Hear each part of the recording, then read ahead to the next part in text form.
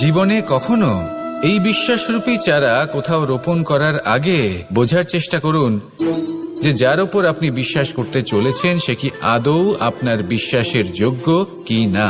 ভেবে দেখুন সেই ব্যক্তি ভবিষ্যতে গিয়ে আপনার বিশ্বাস ভাঙতে পারে কিনা।